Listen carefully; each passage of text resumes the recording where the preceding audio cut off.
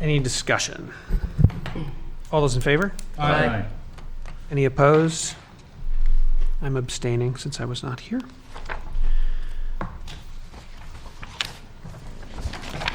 And that's it for minutes. Announcements.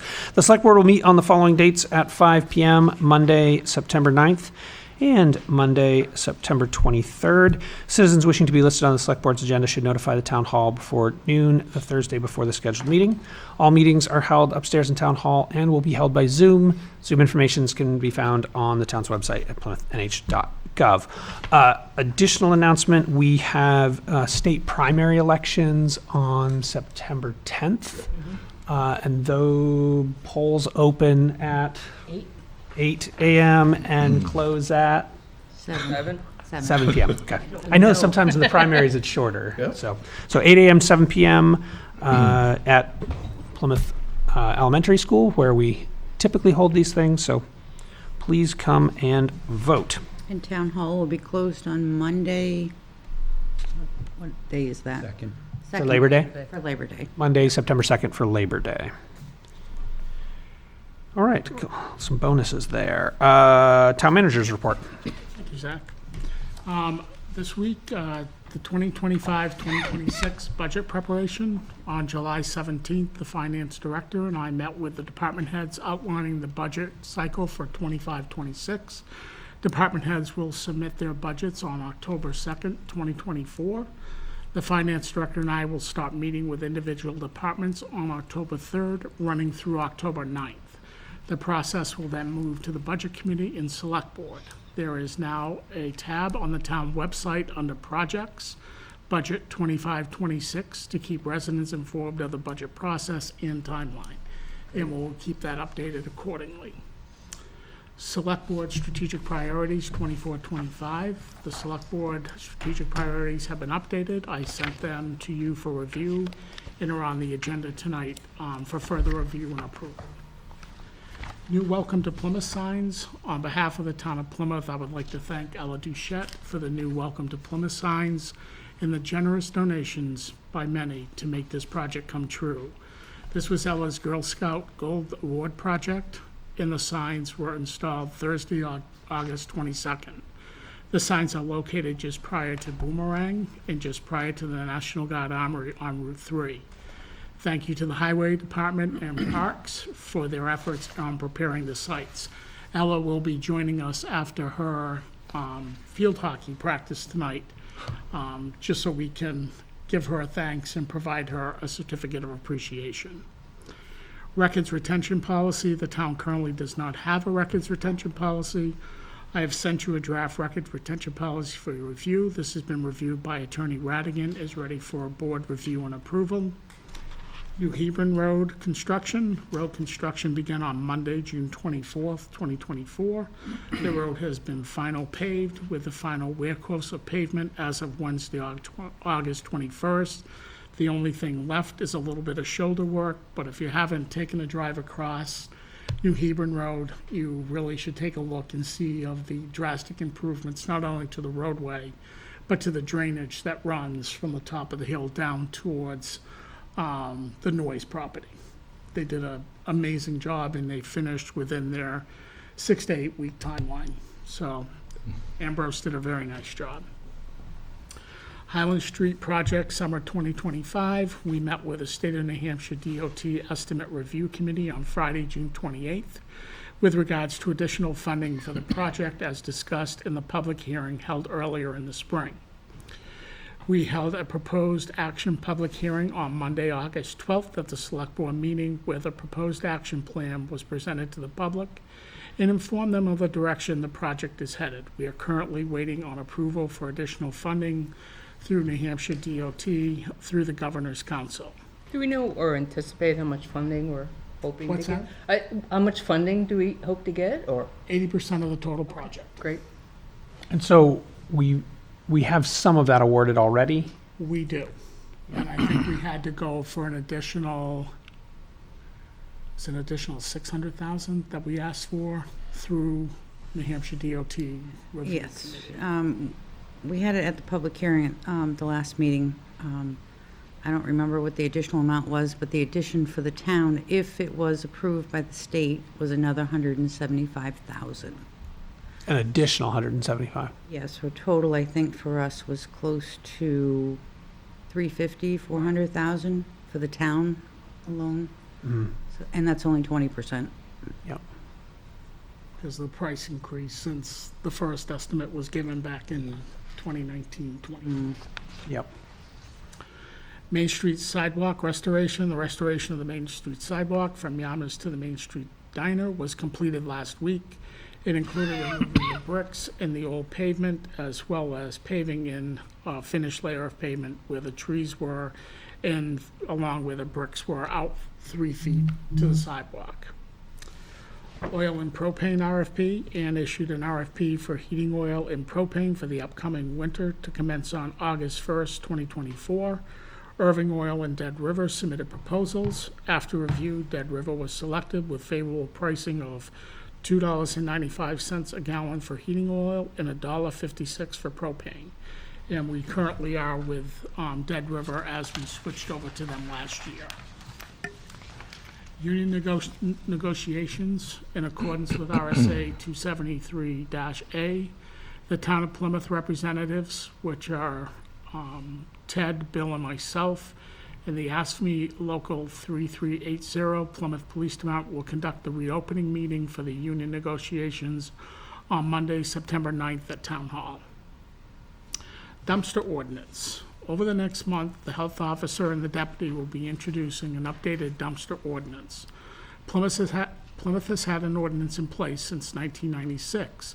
It has not been updated since. Over the last 5 years, Plymouth Fire has seen an increase in refuse complaints, dumpster complaints, and animal issues involving household refuse. It has been observed, and there are more dumpsters throughout the community, as well as an increase in animal activity.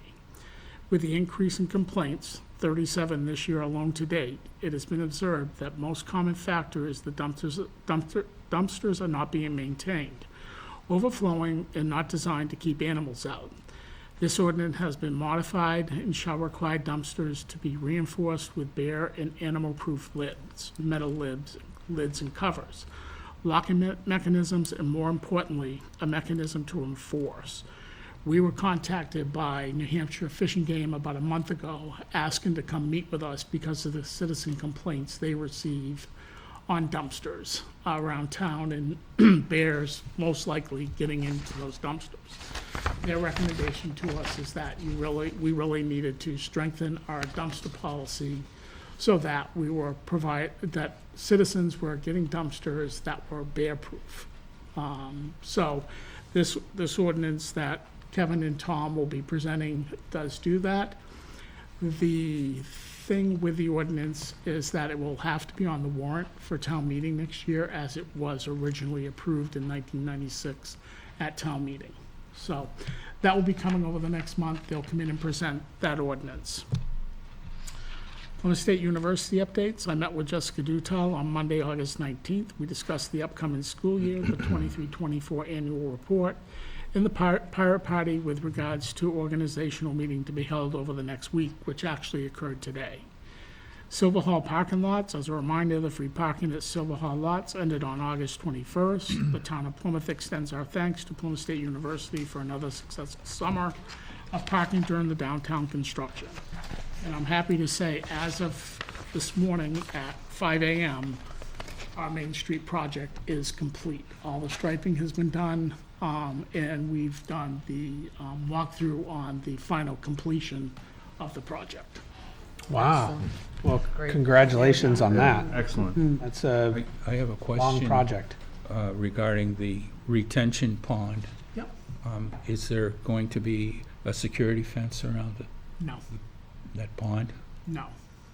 We are protected through municipal liability. If we put a fence around it, we're recognized as an attractive nuisance. RSA 508-17 protects us from situations as that sort. How deep is the pond? Depends on how much rain we've had. Well, actually, there's always sitting water there. I don't know if they put a liner underneath it or, Nope. okay, well, is it several feet, probably? No, without any rainfall, as of this morning, there sits about 12 inches of water in that pond. Oh, okay. It's pretty dry right now. Yeah. Any details on what we're hearing in regards to Pirate Party this year? Initially, the university has received notification from University of New Hampshire Council of Risk Management that it cannot be held on campus because of liability concerns, as it being an underage drinking party. So we had an initial meeting today to discuss what our tactic is going to be. And I made it very clear to the university that it is not going to occur on any town, street, road, or sidewalk. Is that we are prepared to enforce, as we did last year, and move them back onto campus if we see or anything starts on one of our streets or roads. Are they planning any counter programming? They are. They have 2 bus trips that are going to different destinations that are planned for that weekend. And they are tentatively talking with Tenny Mountain to do a planned event up there, as they did with the ski day this past winter. So we do have another meeting on the 9th, where folks will come back with more of a plan on how, I think we know how we're going to handle it very clearly. I don't think the university right now has a plan on how they're going to try to prevent that from happening on campus, which they're going to come back to us on September 9th and have that conversation. How do we, in order to go through with our plan, requires a good deal of external police force to patrol early and often and keep breaking those situations up. Have we budgeted for that extra expense? Yes. Good. And as always, if we have to go onto campus and assist them, we will invoice them for the services provided. Yep. And that concludes my report. Thank you. Scott? Still no Ella. Okay, we have a lot of appointments. The first one here is a reappointment. We have a letter from Grace Garvey. Request to accept changes to my Plymouth Energy Commission membership status. Dear Select Board members, with this letter, I request your approval for me to resign as chair of the Plymouth Energy Commission as my 3-year term is up September 2024. I further request I become an alternate on this commission. For continuity, the PEC has discussed me continuing to be the PEC point person for the municipal solar array project on Quincy Road. I remain committed to the stated purpose in the PEC bylaws, which is to assist the town of Plymouth, its Board of Selectmen, and its citizens to reduce energy use and consumption, thus saving money for the town and its citizens. Thank you for considering these requests. I look forward to continuing to work with the PEC. Grace Garvey. So I'll make a motion that we accept the resignation of Grace Garvey as chair of the Plymouth Energy Commission and to reappoint her as an alternate for said commission. Second. Any discussion? Sure. So Grace has been an amazing chair of the Energy Commission, and she's brought this project for the solar array forward. Finally got it to the end zone, and it's been repeatedly attempted in the past, and she got it done. So, although she's stepping down from the chair, she's going to be missed in that position. I'll second that. Yeah, it's been a pleasure, Grace. Thank you. Any additional discussion? All those in favor? Aye. Any opposed? All right, that's Grace. Well, while we're on Energy Commission, dear members of the Select Board, I'm writing to request reappointment to the Plymouth Energy Commission for the term of September 2024 to 2027. I've maintained a long-standing commitment to the goals of the PEC. I would like to continue contributing to the Commission as we undergo transition, including the resignation of 2 valuable members and the progression from a dream of a town solar array to an operational facility. Continuity and context, as well as fresh faces, help move the community forward. I appreciate your consideration of my request. Margaret Mumford.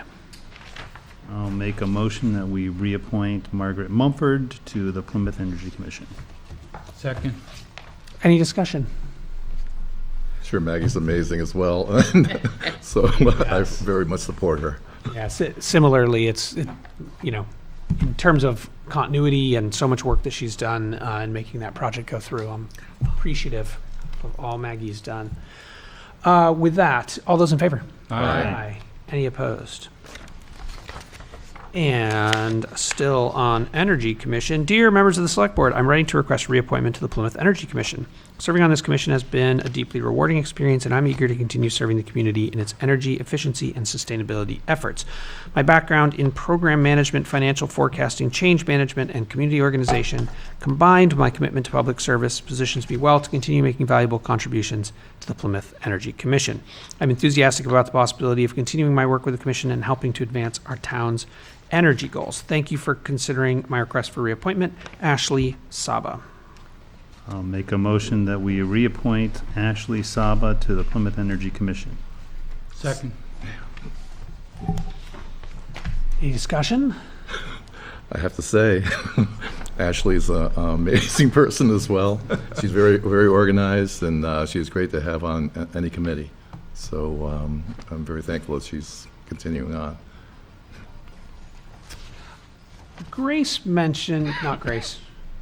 Maggie mentioned the resignation of 2 members. Who's the other member that resigned? Yeah, please. From here? No, you probably should stand up so we don't get in trouble with YouTube. Grace Garvey. So it wasn't actually a resignation. James Miller's position was up after 3 years, so he's not renewing. Okay. So that's why it's not in front of us. He's just not renewing. I don't think Perfect. he needs a letter. I don't think he does, but we have the person who is going to take his place here in the next letter. Theoretically. Did I take the vote on Ashley? No. No. All those in favor? Aye. Any opposed? Thank you for keeping me honest.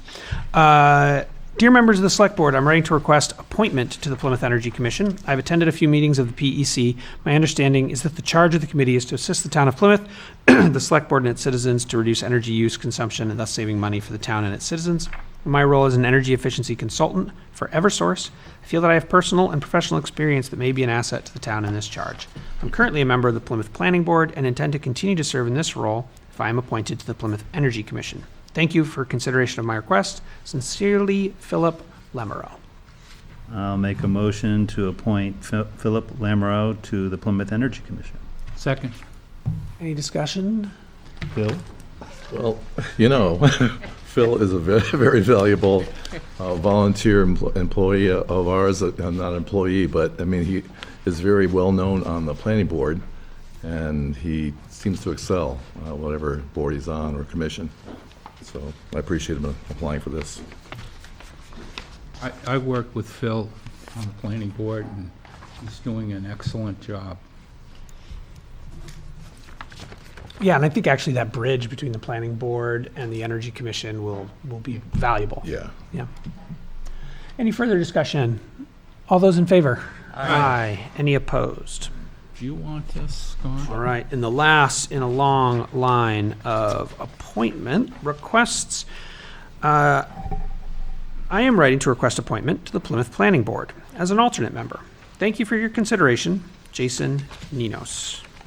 I'll make a motion to appoint Jason Ninos as an alternate to the Planning Board. I'll second. In the attached letter also, the planning board looked at the letter and they are requesting that, that we appoint him. They recommended in favor of his appointment with no issue, that he is also on the Energy Commission.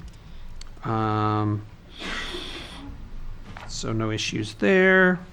So Yeah. he's a planning board alternate as well? Oh, requesting. He's okay, requesting planning sorry. board alternate, yeah. And did somebody resign as planning board alternate? Do we have a open? It was a person that, he's on planning and zoning. He stepped down from planning. Yes. Forget the guy's name. Yes, up on New Haven Road. That's the guy. Peter Julia. Thank you. Yes. Peter Julia, yes. Okay. All those in favor? Aye. Aye. Any opposed?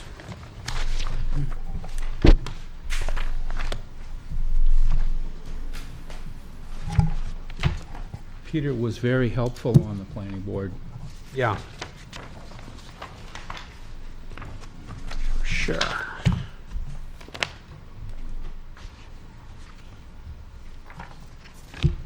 There's that. Okay, new purchase orders and grants. We have a proposal here from HL Turner Group related to the safety building. You want to speak to this, Scott? Sure. So in front of you is the purchase order for a total amount of $35,000, which was voted and approved at town meeting in March of 2024. It was included in the capital improvement program, $17,500 each from the PD and the fire department for space needs and feasibility study, and architectural engineering services, in looking at a facility for a new police fire complex and community room.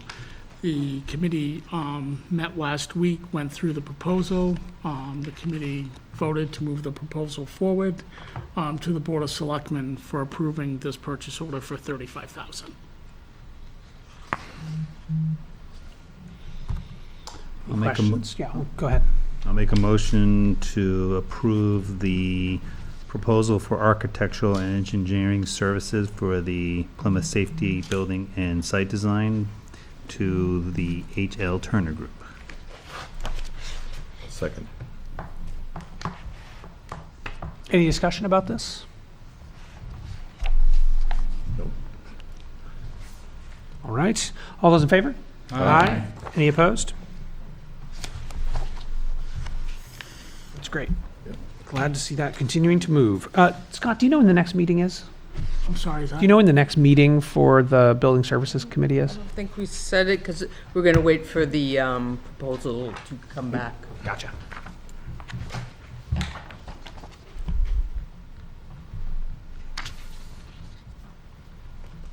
They didn't leave you much space.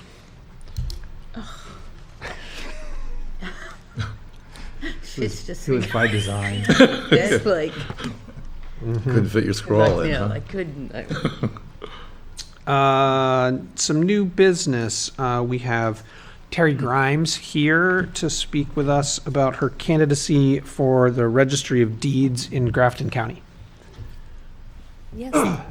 Hi, I'm Terry Grimes. Thank you for allowing me to come to your selectmen's meeting. I'm from Thornton, New Hampshire.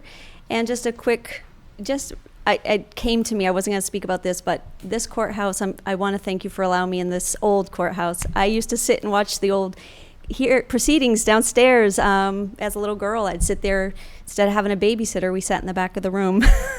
So, but I wanted to announce candidacy for Register of Deeds. I have an opponent of 14 who's been there 14 years. My first time running ever. I come from a public service oriented family, so it's my first time jumping into the fire, I guess we would say. I have 30 years of healthcare experience, including 18 at Dartmouth, and then the rest I've traveled. I went and got my feet deeper into the healthcare experience by being able to become a respiratory manager, a safety officer of a healthcare facility, as well as lab manager, traveling around the country. And I'm bringing that experience back here in the Register of Deeds office. I have decided to step back from healthcare at this point after COVID. It was time for a break, and I think this is my next platform, and I'm jumping into it and really excited about it. I won't take up too much of your time. I do have information at the Plymouth area. I am running Democrat, so if you do have an interest in just reading more about me, the information literature is at the Plymouth area Democrat office. Even if you're a Republican, you can go grab it and read about it. I have signs everywhere. I'd be happy to get some to you, and I think that's all I wanted to talk about, just to introduce myself. There's plenty of ways to get a hold of me. I'll be at every Old Home Day event you're in the Grafton County, so you'll see me there. And the community-wide yard sale coming up Saturday, I'll be there as well in Haverhill. So thank you very much. Thank you for allowing me to come. Do you have any questions for me before I step down? Well, I've got one that I think this is more like an observation. So the county employees are basically have like a very large area to cover. Yes, yes, And the whole Grafton. Current, person in that position is rather far away. And if you were to be elected, you'd be more local, so we could pester you a little bit more, or? We have been traveling, my husband and I, for 3 years in a converted school bus. We went on that trip after COVID. And so we are currently in that right now because instead of buying a house, I'm running for the seat. I wanted to see if I get it September 10th, we'll be moving closer to the county offices. I'll come and visit a lot. So we'll buy a He just home. blew that argument out of the water. So thank you so much. Yes, I will not be driving in the snow. Any other questions from you guys? Okay, thank you so much. Thank you. Thank you. Thanks, Terry. Okay, we have a letter back, Neil, from the New Hampshire Department of Transportation in response to our request around concerns on the Tenny Mountain Road safety. I could summarize this, but I'm going to read it to you all. Dear Selectman Terrell, please accept my regrets for the delay in responding to your letter regarding hazardous conditions at the intersection of Smith Bridge Road and Route 25.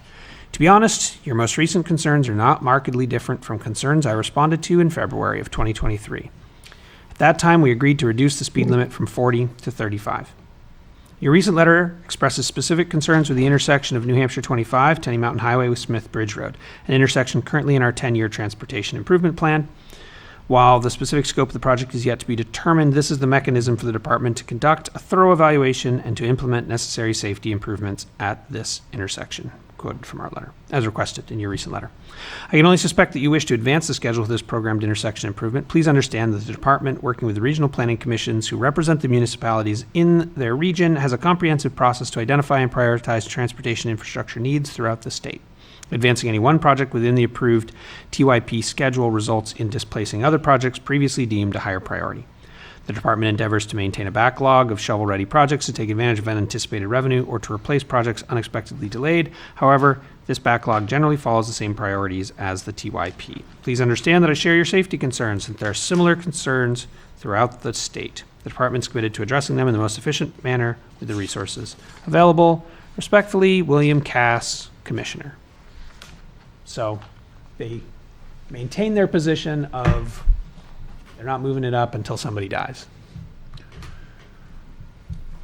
I have some concerns that they're really not taking a serious approach to remedying this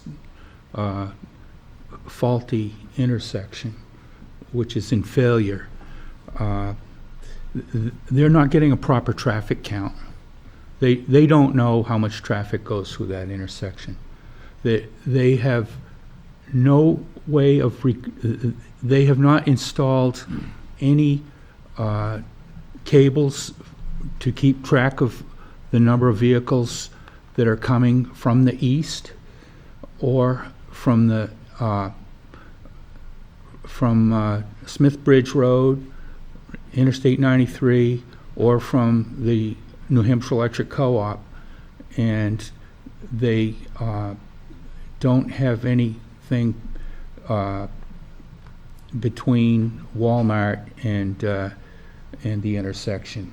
They only have one cable, and that's a couple miles down the road by the West Plymouth Traffic Circle. So they really don't know how much traffic is going through that intersection. And in my opinion, they've been negligent in the maintenance of that intersection. They've allowed the striping to wear off. They don't have any signs whatsoever. The access is not in alignment between Smith Bridge Road and the New Hampshire Electric Co-op. There are large trucks going in and out. I've been told that if you see a break in the traffic coming from 93, you're supposed to pull into the center lane and then try to merge. And at the same time, you meet a power line truck coming in the same lane, trying to turn into the New Hampshire Electric Co-op. And that happened to me. Very recently, a friend of mine was in a serious accident out there. His car was T-boned. He was hospitalized and with injuries, and his car was totaled, and his wife was also injured. And the person who hit him left the scene of the accident. So he was in a bad way. But anybody who has to negotiate that intersection faces a real challenge trying to get in and out. And recently, we had an application for a hotel which would have brought the volume of traffic on Smith Bridge Road up to nearly 500 cars a day, on top of the other commercial enterprises we have out on Quincy Road and on Smith Bridge Road, and people who are coming in from Loon Lake Road and Fairground Road. And the planning board felt that the intersection would be overwhelmed. And it puts a crimp in any development possibilities on Smith Bridge Road. So that's what I have to say. I think we need to we need to put more heat on the New Hampshire DOT and the governor's office. And I'd like to ask Bill Bolton how he feels about that. Thank you, Neil. So actually, I had a recent conversation with Bob Birdie of Rumney, and he's been working with apparently the select board over there too. They want to get involved as well. And I mean, the problems still remain. They're not going to get any better for, 4 more years, 5 more years, and at least according to DOT. Do we know what the rough date is for when in the 10-year plan? So 2032 apparently was like when they're going to engineer it, and then 2034 is when they're going to complete it. So We started pushing 10 years ago on the North Country Council, and we got up to the top of their list. But Well- the Governor and Council shot us down. yeah, Lakes Region Planning Commission actually did put it up, so it should have been done by like 2026, I think. But I don't know how it got booted down in the next 10-year plan. But just to put more pressure on DOT, Bob was going to engage, the Rumney, select board in town. And that would, I mean, as far as like legislative impact, that would mean 2 senators, and then I guess 5 reps. So that's kind of getting up there as far as like, abhorrence to a project. So I think we ought to, pursue another,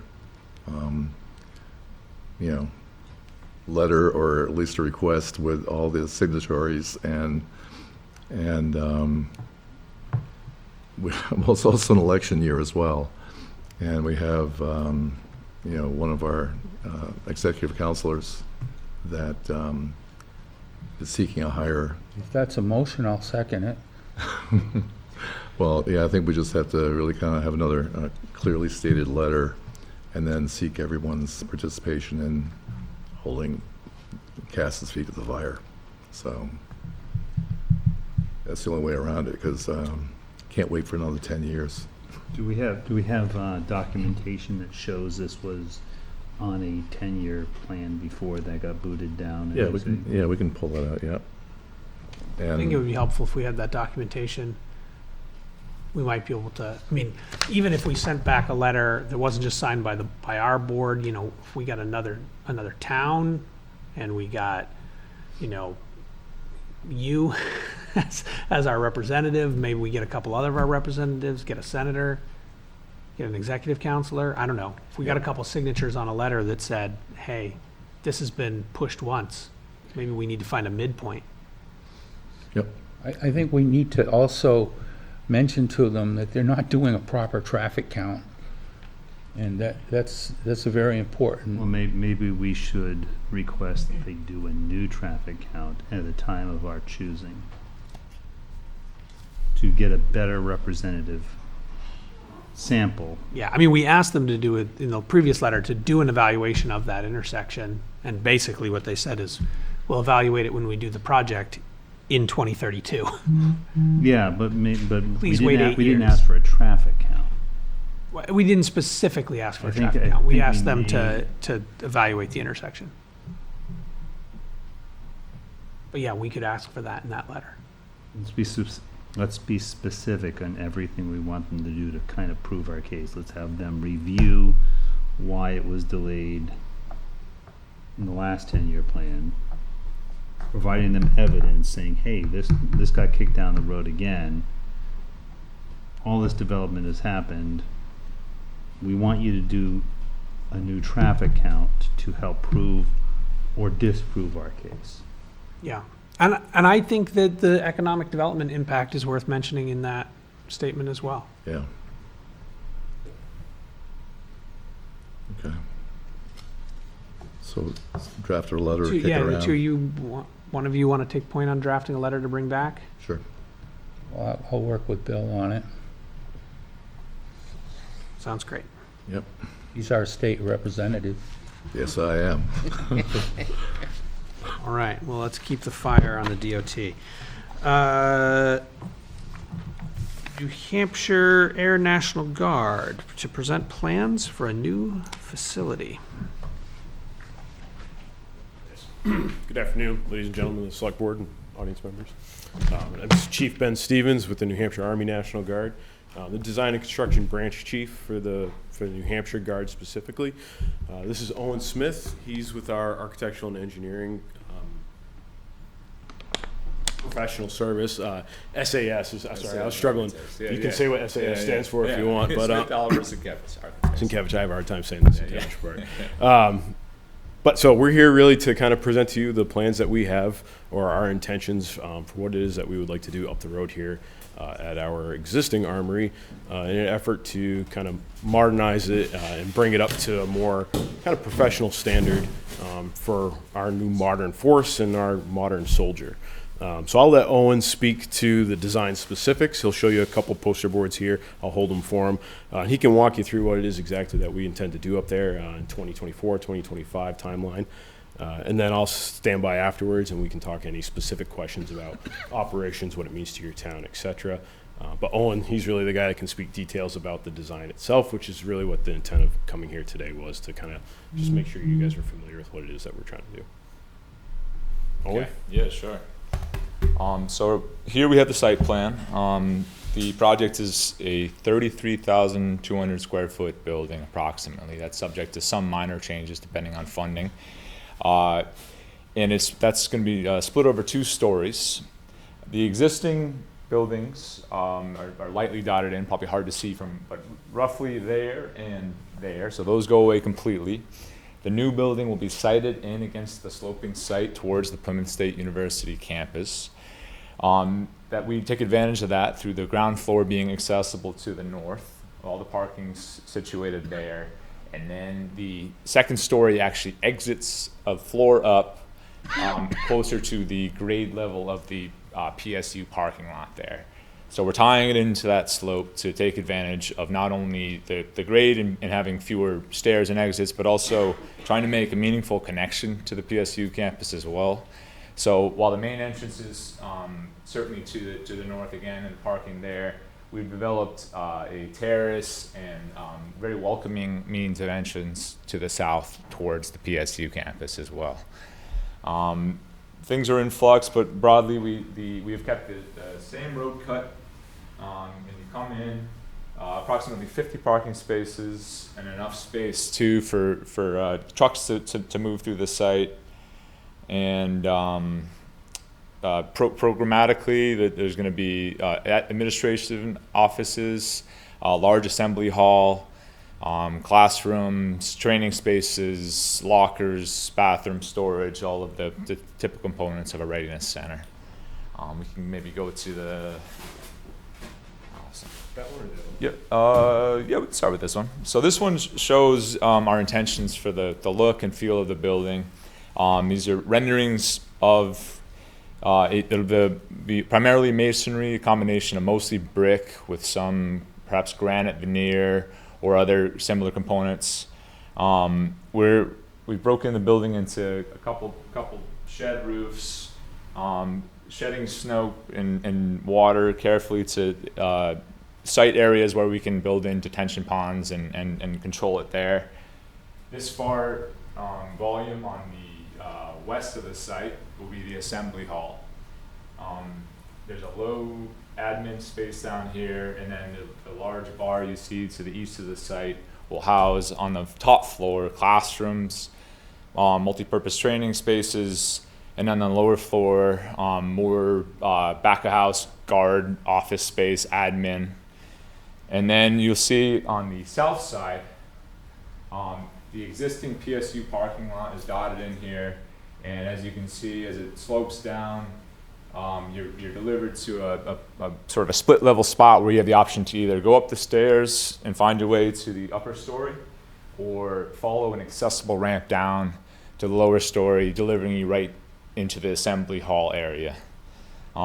You'll see also that the sloped roof to the south will be covered in solar.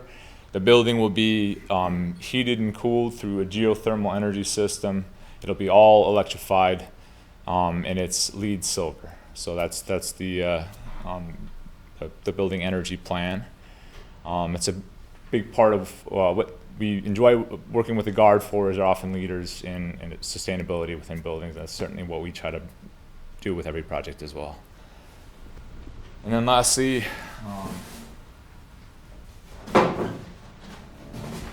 so these are, again, maybe a little harder to see from afar, but these are the true building elevations, showing the same components.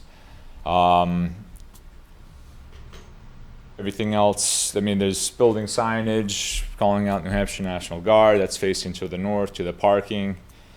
Otherwise, I think we're trying to strike a interesting building form that's distinct and feels right and feels rooted into that slope. And yeah. So a little more updated than our Cold War era 1940s uninviting green door facility. We're aware it's not an inviting place to go. So we're hoping to have that kind of uplifting, more welcoming feel, a much larger facility, you'll notice. But at the same time, granted it's a larger facility, our day-to-day operations that we're going to be doing there don't really change at all. It's going to be a different unit. And forgive me if I'm talking over some of your heads. I don't know your familiarity level with military structure, but same amount of guys is what it comes down to. There'll be a different set of guys doing a different job with some different trucks, but it's the same volume, so we don't predict any increased traffic flow. We don't predict any increased parking issues. We've been able to keep all the drainage and water on site. You see from those elevation shots, we are trying to build that kind of more welcoming area, right? Even to PSU, saying we want to be like good, cooperative, welcoming neighbors, right? We don't want to be that cold shut off, like what's going on in that building type neighbor. So community use is a big part of this, right? And that's why we're trying to make this building what it is. That's why we contracted with Owen and his team. They've got a history with the Vermont National Guard of creating these really welcoming structures, really beautiful structures that support the new modern organization that the New Hampshire National Guard is and part of as a nation as a whole. So to go with that facility, knowing that it's the same number of guys as what's currently there, we're talking 4 to 5 full-timers during the week for such a large facility, which means there's a lot of empty, unused space during the day and even on weekends that we're not there drilling, right? We are a conventional National Guard force where we drill a week in a month, 2 weeks a year, right? You've heard that advertisement. Which in turn, that's a whole lot of empty space that can be used by community members, whether it's Girl Scouts or Boy Scouts, right? If somebody wants to pull up a room in there, it's got a lot of different classroom size spaces in there that can support a lot of different size activities, all the way up to we have a large 300-person drill hall. We call it a drill hall. It's a large basketball court with a catering kitchen off the end. So like, you guys want to have an event, you let us know. We'll book it out for you if you don't mind. Hey, can we park some police department and fire there too, or? The unit going in there is a military police unit. It's scheduled to be a B unit. And as you know, right, with the pandemic, I think my predecessor, Chief Ray, was actually up here speaking with PSU about using their arena as like a stationing ground and an ops center for whatever that pandemic threw at us. Because our facility was not sized or able to do that ourselves, right? This facility would, right? That would take it completely out of needing those additional resources from the community and move 100% into our realm and actually allow us to respond better in that scenario, which is what we're there for. To go along with that, there's a few other small uses that we would have that would mean you guys couldn't use it community-wise, but those are far few between, and we're more than willing to work schedule-wise with whatever community use is required. We're there to support it. I wonder, just thinking about community uses, in recent years, we've had some concern about using the elementary school for some of the things we use it for, Yeah. whether that's town meeting or voting. And a 300-person gymnasium's roughly the size of what we use over there. I don't know if that's a possibility, but I think we'd certainly be interested in Right. discussing that as a possibility. I can't speak to the specifics of what is allowed. You know, it is a federal building, so I'm sure there are some guidelines related to what can and cannot occur inside that federal building. But for the most part, a lot of our other facilities, we do host local community events there.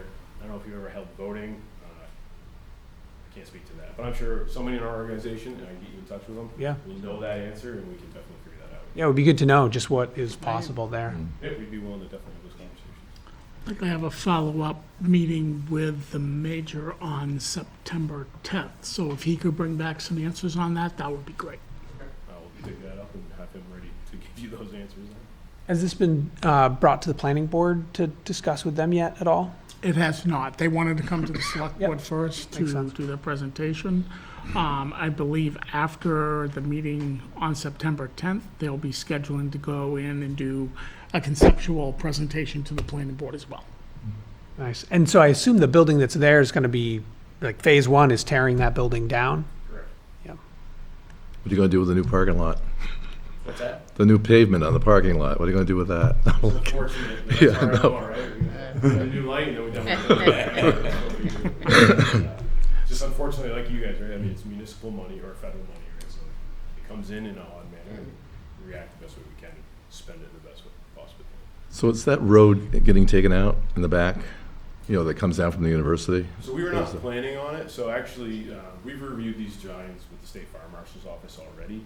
There's no benefit to us to getting rid of that roadway, that Okay. access, or that gate. The designs currently show it as not a drivable route anymore. You cannot drive essentially through that gate and out the other entrance on, was it Main Street there? I'm sorry.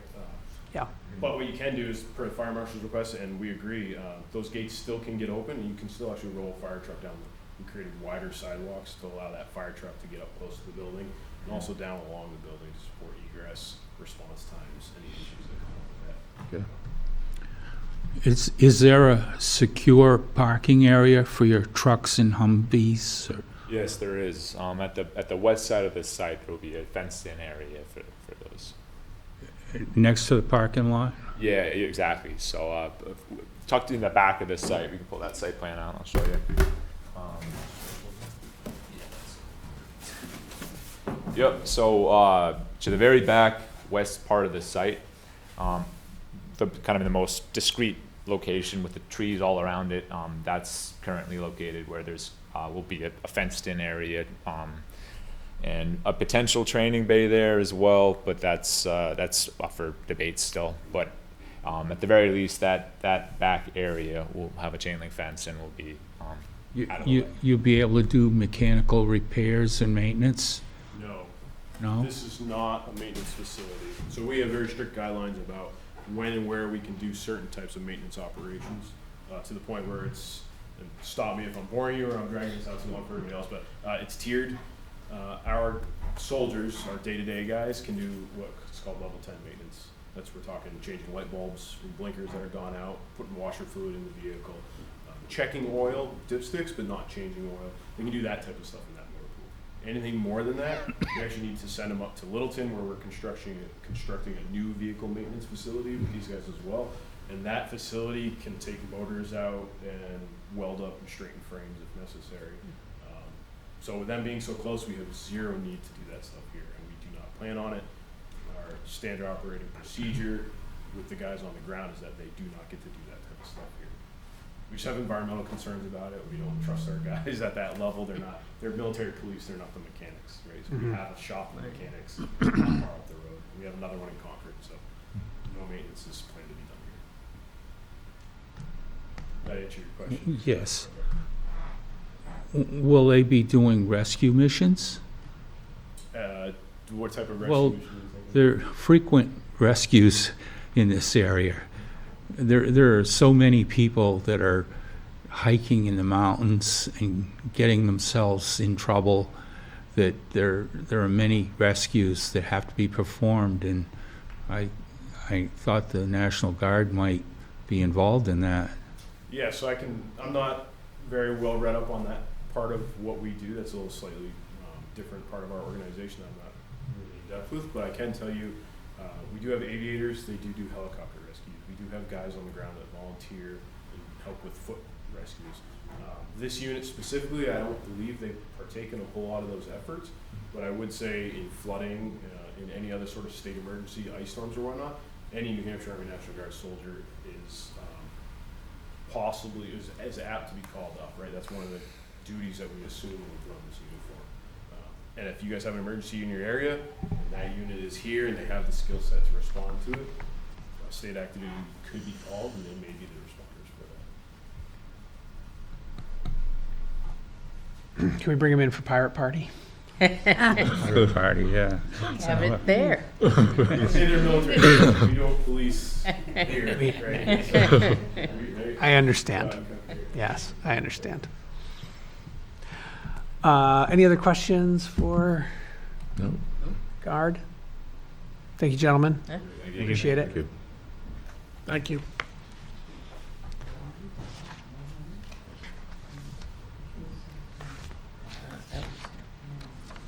Yes, thank you. We have a special guest in the audience.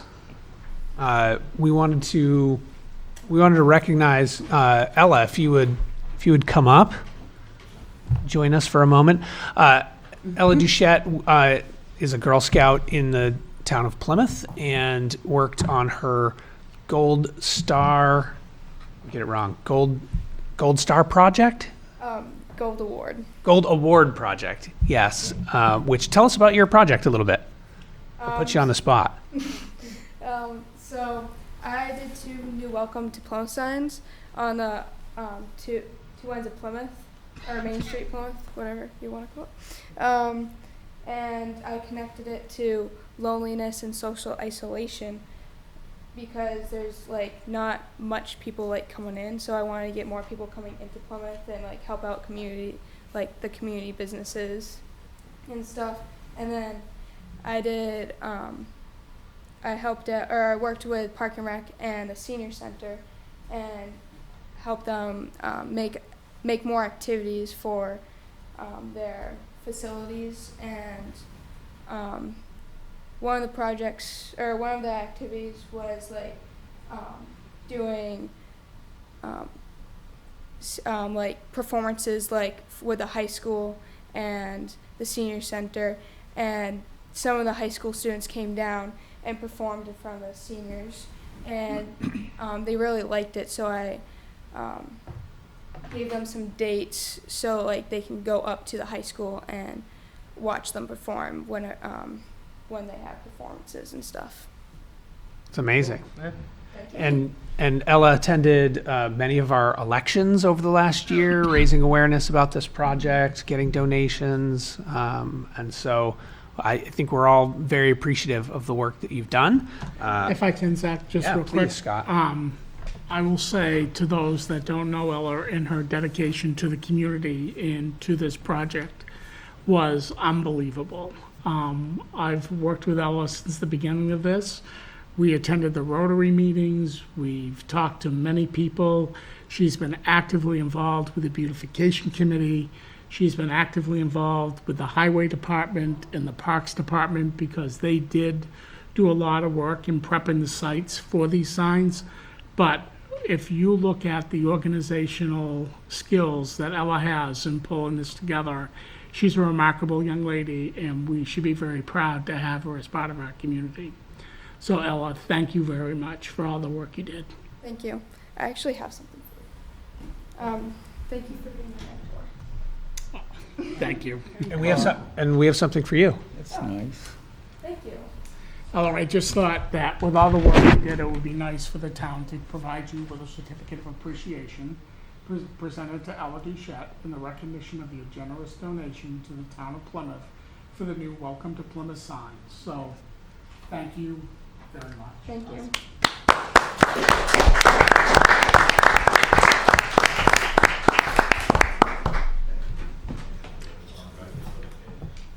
Thank you, Ella. Thank you. Thank you. Thank you, Brooke. Sorry, we came right from practice, right? We knew you were, so thank you. All right. We have a draft of a town records retention policy to review. Right, so the town of Plymouth has never had a records retention destruction policy in place, although we do follow the state laws as outlined in this policy. So I worked with John Radigan in developing the policy, and we took many pieces from many other communities and put this together. It says draft 2 because the first draft I sent to him, he had several edits to the policy to make it fit best for the town of Plymouth. So with that said, he's been through this. It does meet all the state laws with regards to what we need to do with regards to records retention, and it does have an appendix that shows exactly what the retention and disposition schedule is and what we define as those records. So I would ask that we approve this and put this into place so we do have some guidance throughout the town on how we handle this moving forward. So I'm assuming as we've been following the state's guidelines, we don't actually have to go back and get rid of a whole bunch of, No. we're up to date. That would be a project. So there won't be a lot of shredding going on once we approve this, or? Ann has been very busy We will prove it. On fire. trying to clean Yeah. up things that we've just had Yeah. for eons that we really haven't paid close attention to. I'll make a motion that we approve the draft version of the town records retention policy as written. Second. Any discussion? All those in favor? Aye. Any opposed? Just want to make sure that the one that they're approving, Scott, I have one in my file here that says 5.24, 8.24? 8.24 is the one that you approved, correct? That's the one I'm Draft seeing. 2, 824. Okay. Yep.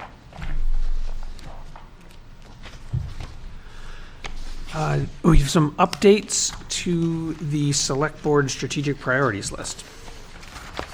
So with the copies that you have, the updates are highlighted in yellow, and really kind of enhance the things that we've talked about through the year, with regards to things that we wanted to include.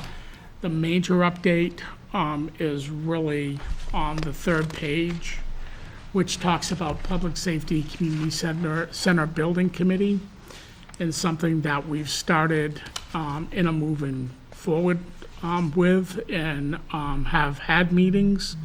So I updated the strategic priorities as we had discussed throughout the year, but bring them to you tonight to see if there's any other or further edits that you would like to make to these before we get them posted on the website and make them public in comparison to what we previously had.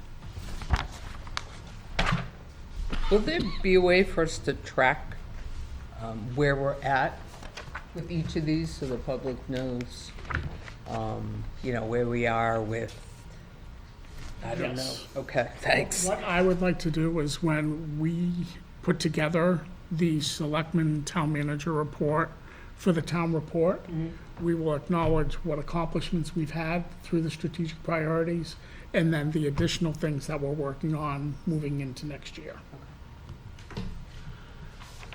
given that you told us the downtown drainage project is complete, It comes off. should we strike that? I think we should. Okay. Yes.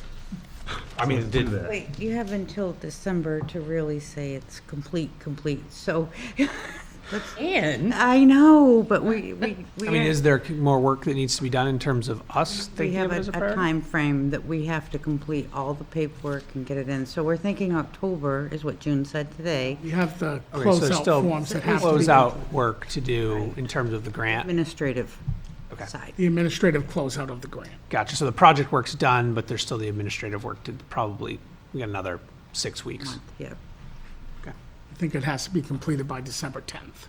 right. June was hoping by October we could have that done. Right. 60 days prior to give them. Almost there. We're So almost I won't push it. The other question I had, and this has nothing to do with the strategic priorities necessarily, but when I was reading the edit, it made me think of it. When I was at planning board 2 meetings ago, John Christ mentioned that there was a bit of a problem with that cluster project, or at least strongly implied it in that meeting. yes, I have a meeting next week with the university on that Okay, to get some clarification. so we'll get some clarity on that probably at our next board meeting. Yes. Okay. yeah, I don't even, not sure if continue that conversation around economic development. And I know I've said it in the past. I'm not sure working with the university will benefit the town enough, especially with the university, with PSU directing those or leading those efforts.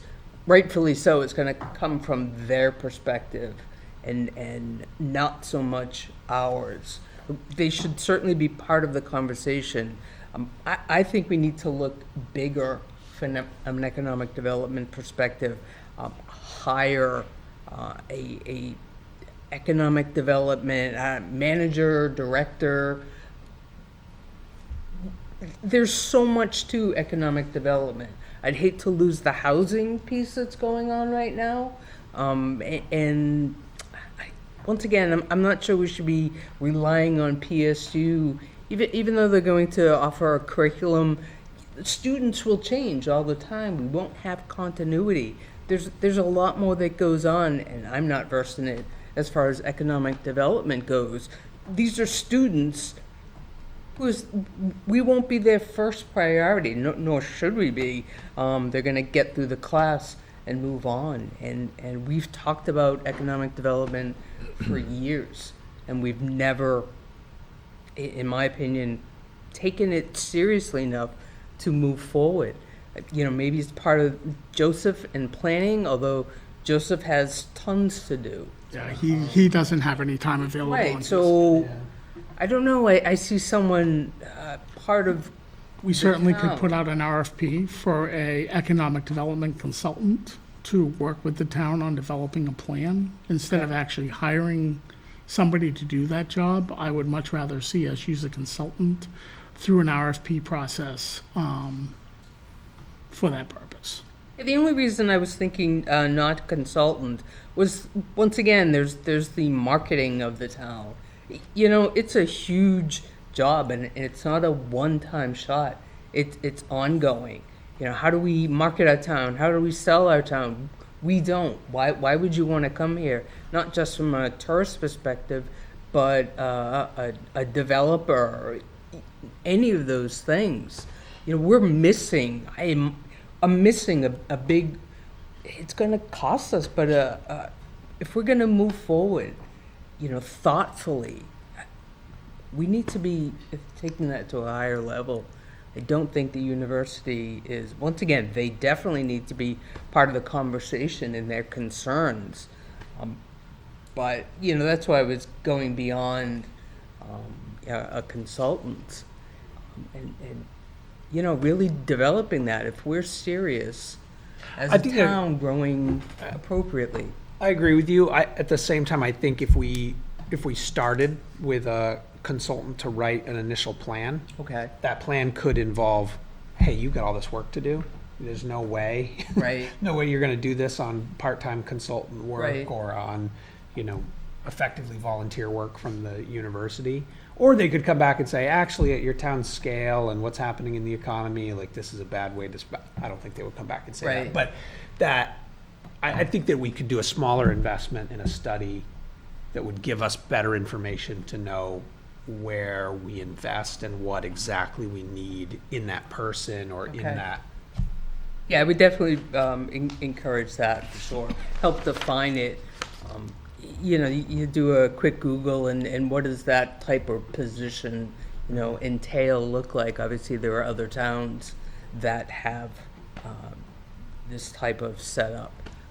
If we want to go the route of a consultant to help us describe and flush out, I'm okay with that as well. I gotta say, I'm okay with that as well, too, because, Thanks, Bill. yeah, no You've been problem. okay with everybody. Okay, you got a little check on me, okay? I just gave you something, but, I mean, this has been kind of discussed for, I've been on the board for 12 years. My God. So, we've been like addressing this for at least that long. And, I think we've kind of like thrown, these kind of like jobs that, like June or even Brian, they took a piece of economic development and really couldn't go anywhere with it. So I think Scott being Scott, we have a good shot at going through the process of getting a consultant on board, finding out how we could, go forward and then actually go forward. That would We'll be start great. researching that, and hopefully we can have some numbers together for the budget The for this year. budget, right? Yeah, Great. that would be great. Thanks, Glenn. Yeah, absolutely. Yeah, and that feels like the sort of thing that, creating a plan like that, I think the town would be supportive of that at town meeting. I agree.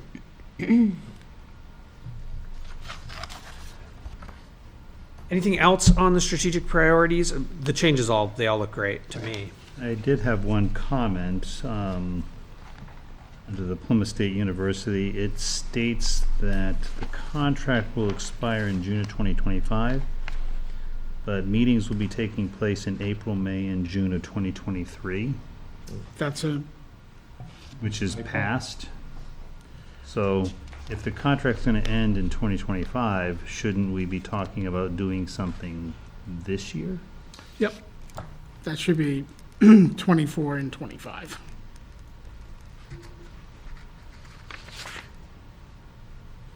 So I will reword that and send it back out.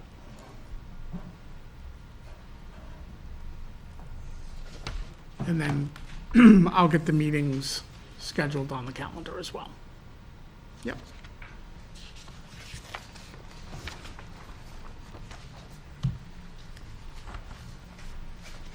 Anything else on this topic? All right. Road acceptance of Martin's Estate. Yes. So this is pretty straightforward, is that this process has been ongoing for a period of time. And the town highway department and engineer has been working with the homeowners association at Martin's Estate. The highway department and the town engineer, Mike Vinali, have inspected the property on several occasions. They created a punch list of items that needed to be corrected on that short roadway. The recommendations and punch list have been completed as of July 16th, as stated by Mike Vignali in a letter that he's provided. The homeowners association has had a warranty deed drafted, which has been completed by the association and reviewed by Attorney Radigan for the wording in it. Attorney Radigan had some edits previously, back a few months ago, but he has approved the warranty deed, which I have here tonight. And what we're asking is the select board to execute the warranty deed and go through the road acceptance and accept Martin's Estate as a Town of Plymouth roadway. It is off of the current plow route that Town of Plymouth has on Dick Brown Pond Road. So according to Joe, it's a very easy swing in to do this small road into a cul-de-sac and come back out. But like I said, it met all of the requirements that were put forth by Mike Vignali. How long is this road? Cliff, how old is the road? No, Would you say? how long? How long? Yeah.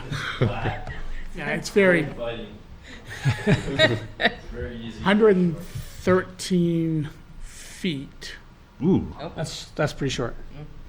I was wondering why I'd never heard of this, but I don't go out Dick Brown Road very often. Yeah, it's about 1.26 acres of roadway that we were taking on, but it's less than a mile.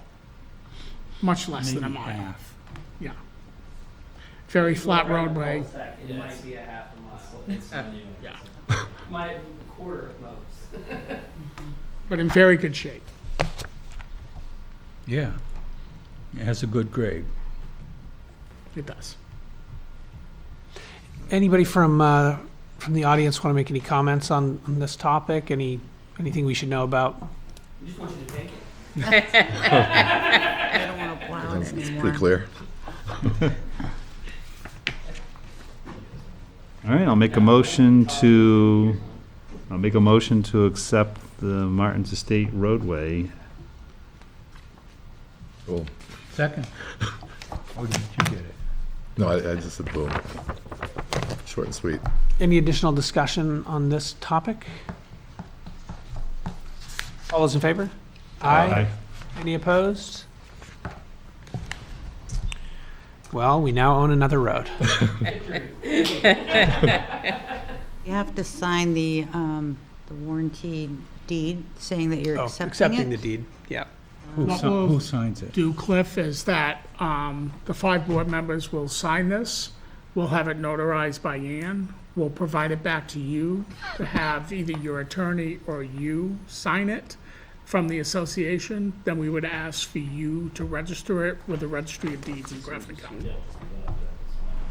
And then what is the time frame for once it's accepted, when you just take it over? Tomorrow. As soon as it's registered. It has Yeah. to be registered for us to do that. So if you can get that done, So if we have a giant flood tomorrow, sorry. So you do have, we receive that in Town Hall, Highway Department will stop maintaining the roadway. I was going to say, you do have sidewalks, 5-foot sidewalks on both sides, or? I Oh, just, you're bad. I'd like to mention the road was constructed by Richard Gallen. Oh, yeah? This one went in the same time Winterberry went in. The town He accepted built that Winterberry road. at the time. Martin Estates was not accepted at the time, so now we brought it up to, as you know, Winterberry is completely different from Martin Estates.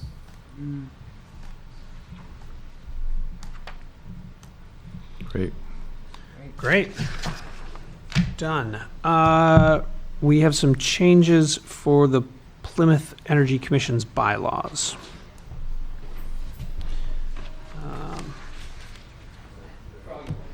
Thank you. Thank you. Someone want to speak to this? Who's the best to speak to this? Grace? The only one here. You're an alternate now. Yeah, right. Grace Kirby. I think it's pretty simple. The change would be from, and I'm just going to quote it, the commission will be made up of up to 7 members plus 2 alternates. And then 4 PEC members must be present to constitute a quorum. So the change would be up to 7 members plus at least 2 alternates. So in the way it's written right now, it just says plus 2, so that kind of limited us to having 2 and no more. So we wanted to say at least 2 alternates. Would that first part of the sentence change? Any questions about that part of the change? And then the second, I have just one question on the, we're still talking about 7 and plus at least 2 alternates. It Yes. says a minimum of 3 present to constitute a quorum. A quorum would be 4, not 3. Well, it says 4 here. Well, the next Oh, but in sentence, the next line. Right. we were going to change that. you can't change that. Okay. Quorum has to be Has to be a majority of majority membership. of the board, yep. Okay, I'm trying to think of up to 7. So if we had, if we only had 7, we'd need at least 4. And if we had If you had 6, 6, you'd need at least 4. we'd still We need have 4. six. Now, you have to have could an odd change- number. You could change it with a majority of members present. A How is that? majority would Simple not- majority. Simple majority. Majority would be 4 still. Right. Yeah. Not if they only had 5 active members. Because as written, it says made up of up to 7. So they could have 5 active members and not 7 active members. That's not what they're asking for. They're asking for up to 7 full-time members. Yeah, but and a up to minimum. means that you could have 5. Just like in the board meeting, you can have 4, right? I mean, Right. it would vary on the amount of. This is talking about this is a variability in the makeup of the board. This isn't voting But the attendance. majority changes based on the amount of members present. Yes, our number of members is legislated at 5, though. But if you Ours only isn't have up to 3 5. You only have 3 here. This is my question, my commentary here is not about how many are present. Their board could be made up of 5. And I think, so I think it should state instead of a specific number, a simple majority. If you're going In to keep case they only variability. have 5 active members. I mean, I know you have a full membership board, or actually maybe you don't. What's your board membership Well, we're today? down a member now, so we have 6. Well, yes. And a simple majority would Would be still be 4. 4. Why are we making it so difficult? Because it's written that way. But that's what she's asking for. No, but she's not. I mean, what she's asking for it to be is wrong. Correct. So that we should we're correct being it to be corrected. right. I think Ann, what I'm hearing Ann say is that we need 4. But you don't need 4. If you have a membership of 7, you need at least 4 present. But if your membership's 5, it would you work with only- 3. That's right. So. Which is why I would change the majority yeah. of members with a simple majority present. Or to say, shall have a simple majority present to constitute a quorum. And take the number out. Yeah, because it's I variable. like that language better. Yeah. So do you want to write that up and send that to Grace? Maybe at the next meeting of the Energy Commission, they can come up with that wording? Can we just, is it possible to adopt something tonight and have it be approved? Want to So- read this as your, Sure. Minimum of 3. We're just saying no less than 3 in this scenario.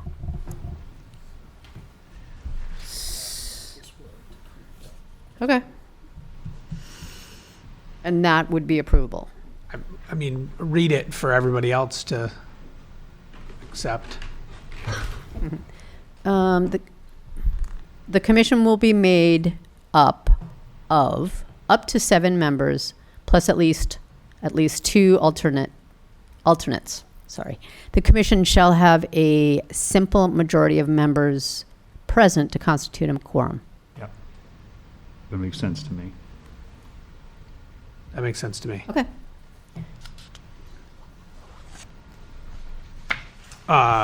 We need a motion to approve that. I'll make a motion to approve the requested Energy Commission bylaws to reflect the changes that we have made tonight. Second. Any I don't discussion? need to read it, do I? Do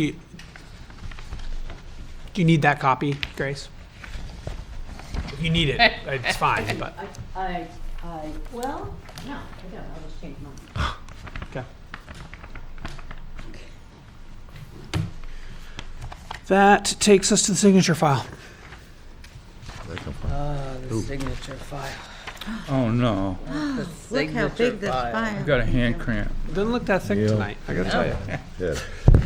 It's so much better now that you do the Well, signing. then, Mary Ann then. We don't Who- sign Who else doesn't sign? Oh, it used to be, where's yours? Burden. Mine's right here. Zach, Will, Oh, Ed, well, Neil signed for Mary Ann. and Neil. All right, Actually, Neil's that's okay. okay. Mary Ann, Oh, you sign where Mary Ann's supposed to sign. Yes, I saw that, but I wrote my name in. And Okay, I wasn't sure What she did. where the lines were. yeah, so I did what Ted did. I signed on the line. So that Yeah, seems to but- turn us off. Wrong line. Whoa, we Wrong got our line. names there. I'm on the right line. Bill's Yeah. on the right line. Yep. Right, and then it Ted goes. is not on the right Right, and line. then we just all. Neil's on the right line. Like lemmings. Because I was first, I signed on the line. You signed below instead of Wrong above. line, but But a line. It's my You want fault. to talk about the wanna letter sign it to twice? the Federal Highway Administration? Need Oh, Zach- yes. Now it'll look like Marianne messed up, and I like it. right So here. there is a letter here that I put together with regards to support of a grant that we have applied for AV chargers through Department of Environmental Services in New Hampshire DOT.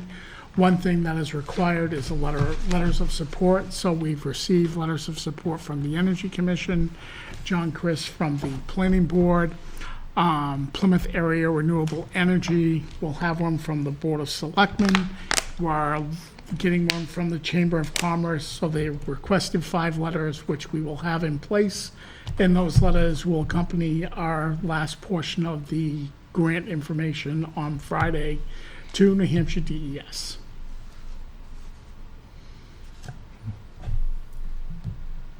Very good. We So all that good with me letter- signing it? That letter there just is giving him authority, so the board just needs to give him authority to sign that letter, please. Yes, please. I'll make a motion for Zach to be able to assign the letter. Second. What letter? I know. In support of the EV. In support of the what can I see it? I don't know. I don't have it in front of me. You so- could read the whole thing, Application. but. It's an application, right? No, we've submitted our application. These are the letters of support that will accompany that when the last piece is sent in on Friday. So I'll For make- EV chargers, right? EV chargers, is that what that's? That is correct. It's for EV. Does that include letter like of support signage for on the EV highway chargers. and- No. Okay. I'll make a motion to have Zach sign the letter of support for EV chargers. And I'll second that. Okay. Discussion. All those in favor? Oh, I'm sorry, No, so you're- signs on the highway, how does that, DOT does that. okay. And they will, we don't have to, great. any other discussion? All those in favor? Aye. So we also have in front of us the amended credit card policy that the board approved at the last meeting, and we just went through and made a couple more changes at the direction of the board, taking town administrator out, putting town manager in. So I just need signatures. It's already been approved by the board. You want some help with that, Ted? Well, there's only lines here, so I won't screw this one up. Wow. All right. But I'm sure someone will take up more than a share of lines. We have 3 additional current use applications. This is for this is land use change tax applications that are coming before the board. There's 3 additional properties, lots that have been taken out of current use. Each lot is valued at $40,000 with a land use change tax of $4,000 each. Again, this is along Crescent Street. So 3 different places to sign. Oh, looks like 6 places maybe to sign throughout. And that's all I had. That's it? Didn't work That's very a hard, short huh? list. Okay. All right, Is well, the while what those date? circulate, let's do committee reports. Blacking, yes. Water and sewer. Water and sewer, let's see. On there, we talked about the new opera grant for Highland and Emerson Street. There's been a time extension from that. I didn't get a chance to look at, they had additional rules and regulation updates. They have hired a new business manager, who'll help out Jason, he's a busy man. We talked about extending the solar array And they'll apply for some additional federal funding, and hoping a total cost for us will be $85,000 out of 756, so. We also talked about, they're working with Tenny Mountain on their sewer design, making some corrections there, something called slug flows. What are slug flows? I don't know, it sounds gross, so. You don't ask questions like that. And they're working with the current owners or the new owners, planning for growth. Let's see, they're still working on some electrical items for Foster Street, and they're hoping to finish, geez, they may have done by now, given the date, the water pipe to Holderness, Information on and that. turn the new system on, hopefully next week. That is about it. I think it was the 18th. Any questions for Mary Ann about water sewer? Slug flow? Yeah, what's the slug flow? Yeah. Expect a full report next time. I will, I'll Google that. Just not image search. Planning board? Neil? Well, I don't have my notes, but we had a 3.5-hour meeting. It's kind of short. Had several public hearings, and I just can't recall all of what we did. It was like, wasn't it like a lot line adjustment, or like three lots, breaking up 3 lots, and like, it was like 3 in a row. It had almost the same request. So there was Three Lakes Landscaping Right. for a site plan review out there. There was the commercial building on Yetton Road, which, Extension. We extension gave for them an that. extension.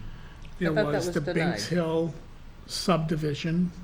That The is, road's an issue. road's an issue, and they continue to work on that.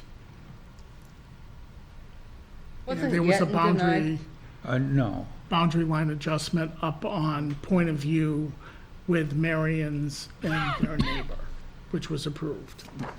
that was very straightforward. Yeah. And the project on Yetton Road, we gave them another extension, Oh, you did, and they're changing their plan somewhat. right, I knew that. I mean, those were the 4 public hearings that occurred. It was a long night. Yes.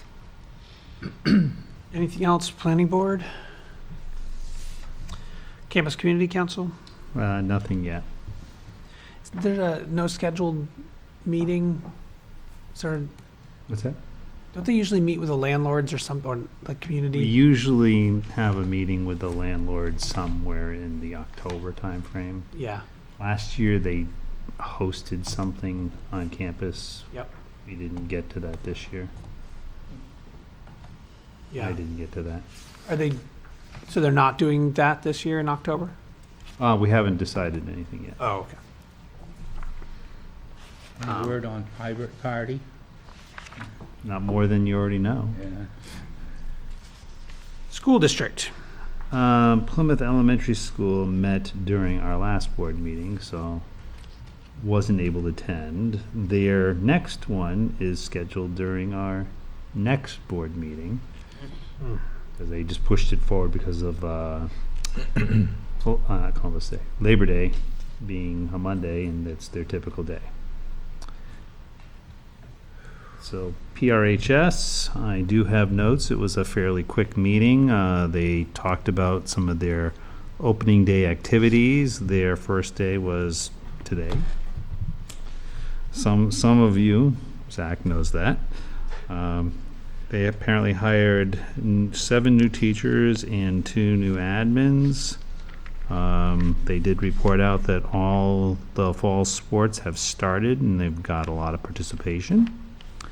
They reported out on summer school activities. They had 75 students who were invited and 64 of them actually attended, so that was good. Talked a lot about the planning for opening week. They had a summer retreat that they talked a little bit about. They mentioned being a little short-staffed this summer. One of the big things that they talked about is their new cell phone policy, which I do have a copy of here if anybody's really interested. Largely, it circles around encouraging students not to have it out in class. Basically, keep it in your pack, keep it off. And they're going to have a kind of like a phased approach to bringing this on. So they're going to be, I guess a little less strict and then ease into being more strict. And then they had some changes in some of the attendance and tardy policy as well. Basically saying that if you are absent more than so many times, they will start reaching out to other parties, and parties being parents, I think. And they'll have a special code that goes on your transcript, would be like an attendance failure. Even if you pass the class, this code gets put on there saying that you weren't present the required amount of time. So I'll pass that along if anybody wants to look at it. I was there. And that's pretty much That the highlights. All right, well, any questions for Ted about anything that's going on at the school? Conservation Commission, Ted? I have something there. I have a summary here. So they met last Tuesday on the 20th. They had some specific key topics. They voted in Justin as their full member, pending select board approval, with Norm LeBlanc stepping down into an alternate position. I didn't see that in approvals today, so I'm assuming that didn't make it this far. Some changes to the notes from the minutes from the previous meeting. Budget discussion. Greg, report on the finances, leading to a lengthy discussion on account naming conventions so that it's more clear what people are talking about.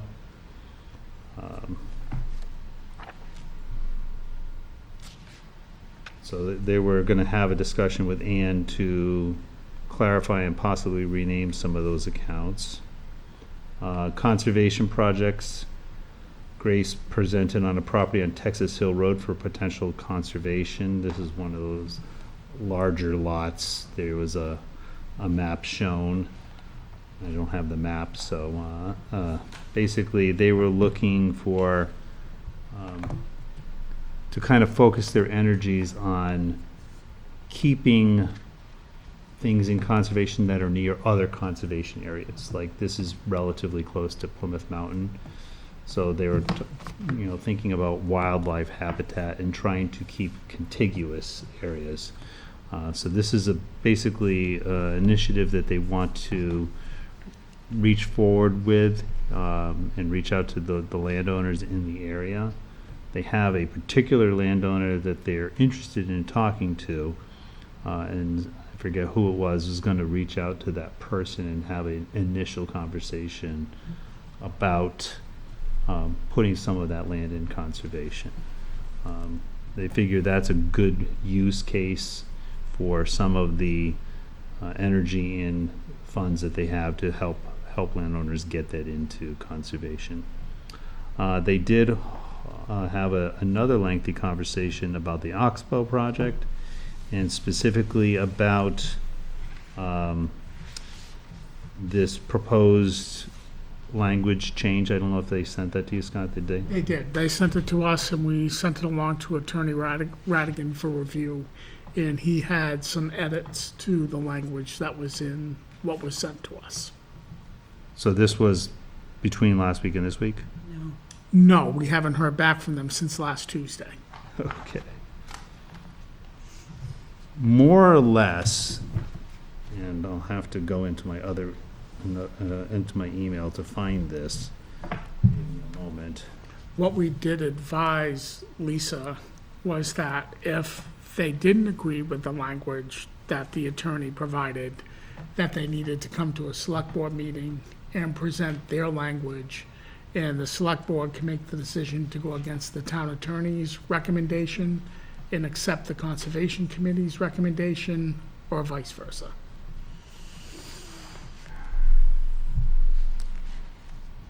The concern is the executory holder. If the current easement nonprofit organization, like right now, I believe that's Squam Lake Trust, Ted? Yeah, Is that right? Squam Lakes Association. If they were ever to Go belly up. go out, the proposal from a member of the Conservation Commission is for the town of Plymouth to take on the responsibility. However, the attorney is indicating that that typically is turned over to another nonprofit, like, like Lakes Region Conservation Trust, Right. or, so that was the proposal that was made to them from the attorney. Now, if, so they were gonna have a meeting the other night, have that discussion, and they were supposed to get back to us on Wednesday of last week, to let us know if that was good and we were gonna move forward.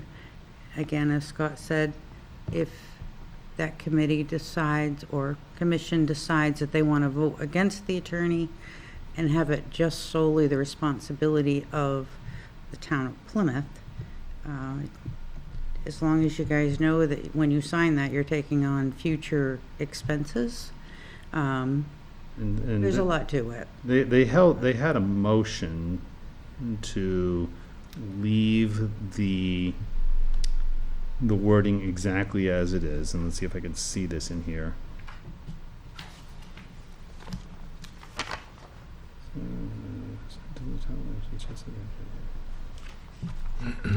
The other question of the attorney is why Plymouth? The land is in Holderness, why not? The PCC recommends that to the Board of Selectmen that they approve the conservation easement with the current wording in sections XIII and XIV with no changes. The motion was seconded by Slade and approved unanimously. So the reasoning is that they said with executory interest, there is no obligation to the town of Plymouth, but the town of Plymouth, at its option, could take that, and if it doesn't, it would go to the Attorney General's office to find someone to take it over. Your town attorney does not agree with that. Who was the attorney on the Conservation Commission that made that recommendation? Who made the motion?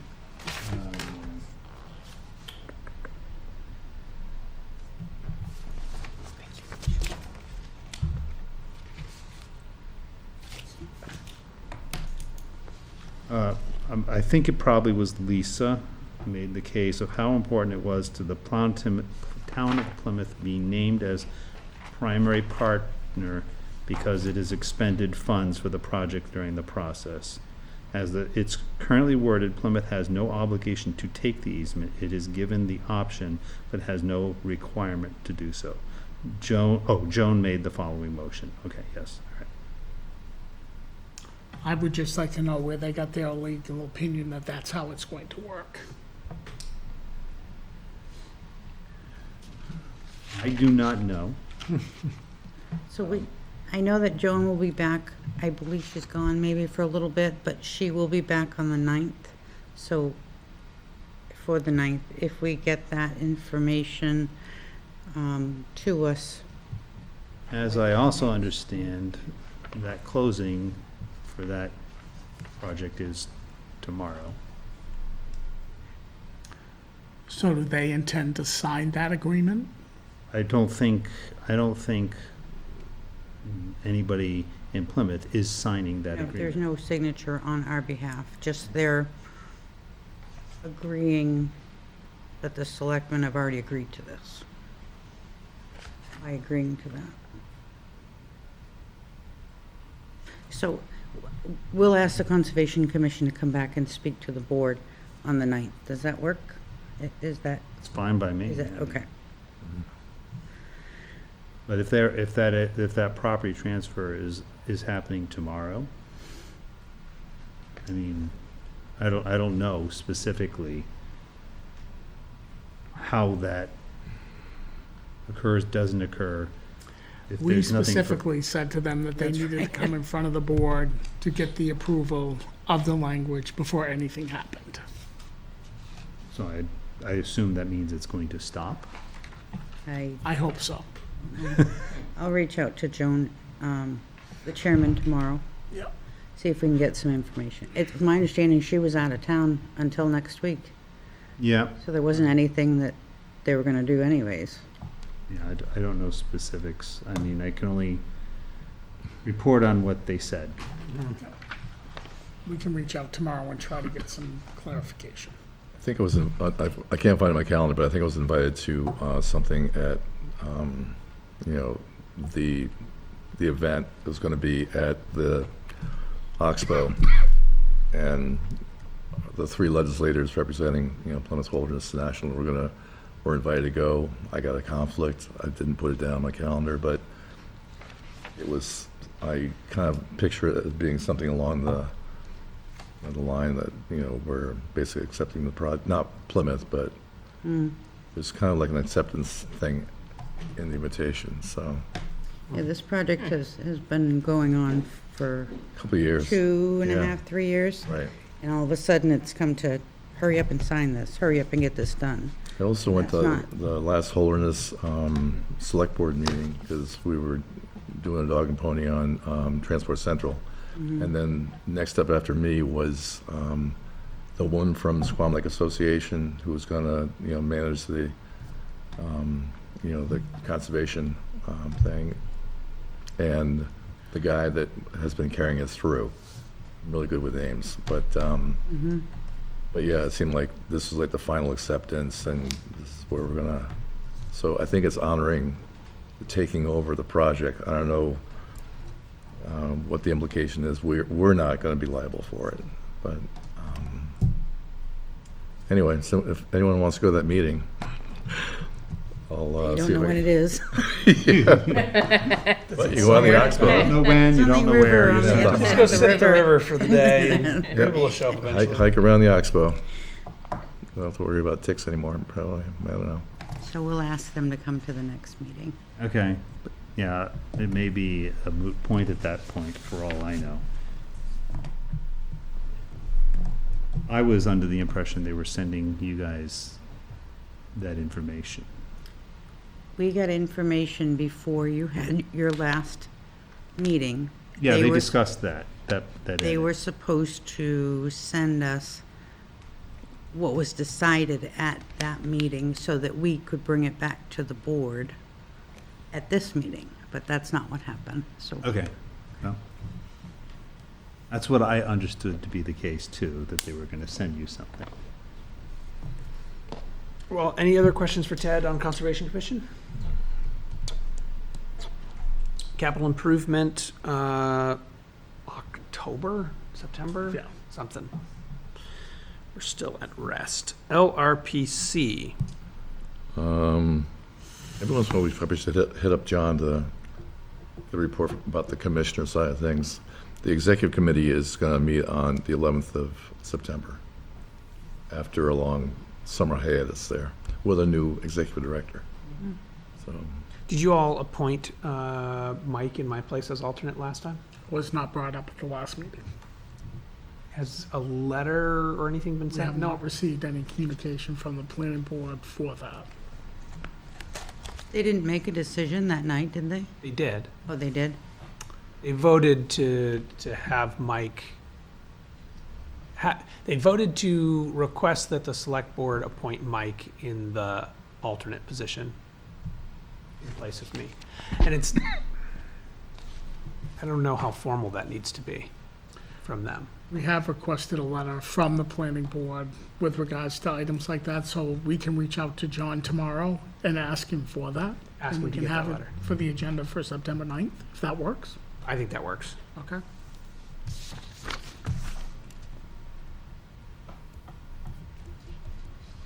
And then we'll have two different people we can ask to come do an update. I got my, did they send you a letter complaining about your attendance? I get excused. No, you're not excused on any of them. Neither of us are. Maybe I was supposed to pass the letter along. Anyway, I've got a letter saying that you and I have missed every single meeting and that we're on the bad list. Well, that's incorrect. We were both, we attended a meeting. Oh, I We didn't think have a select board. that was over a year ago. Oh, okay, that's too bad. Yeah, we both had a 0 on our attendance record. And I wrote back and I said, listen, Bill and I have no choice. You scheduled at the exact same time as our select board meeting. Yeah, they're looking for dismissal of delinquent people. Yes, but Mike was advocating at the previous planning board meeting to take I saw, yeah. Bill's spot effectively, and I offered up, like, take mine. This doesn't need to be a conflict. Neither Bill and I can go, and then the two of you can act as full members at the meetings. Well, the fact remains, so that in order to be on the executive committee, you have to be on, Which is why you need to stay on. yeah, Yeah, and that's why but I I got it. don't. True. You can stay on as full member and be on the executive committee and continue to get a bad attendance report. And then John can attend and Mike can go as alternate, and then we'll have representation. It felt like a good solution to me. But anyway, we'll get it more formally and then we can vote on it. Parks and Rec, There is no meeting until, I think, November. November. You'll have to keep reminding me of that. Parking Committee and Economic Development.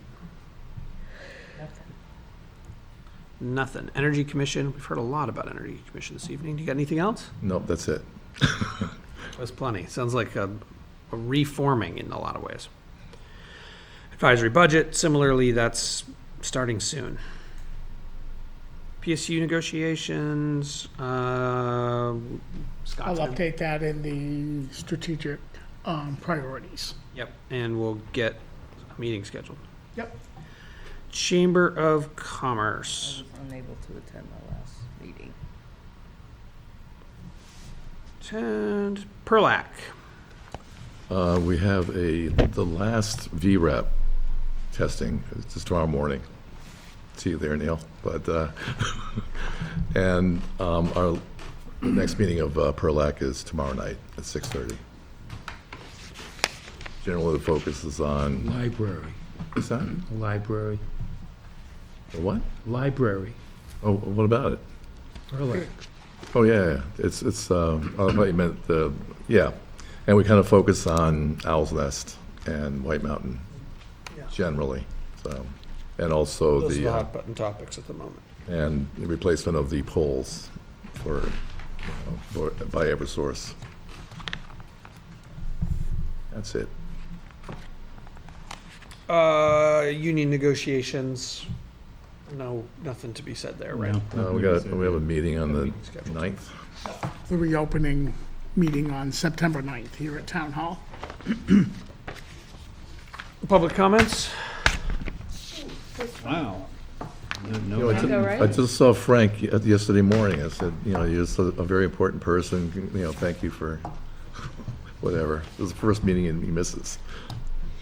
Frank saw me this morning. He hunted me down early saying he had appointments late this afternoon, didn't think he'd be back in time. Okay, all right. He's also- excused. So, Dedication. speaking of Frank, we don't have to go into this evening, but I mentioned this to Scott, I don't know, 6 months ago. In town, we have Unnamed Way that goes by the retention pond, by the skate park, goes through there. Frank's been advocating for us to do something with that forever.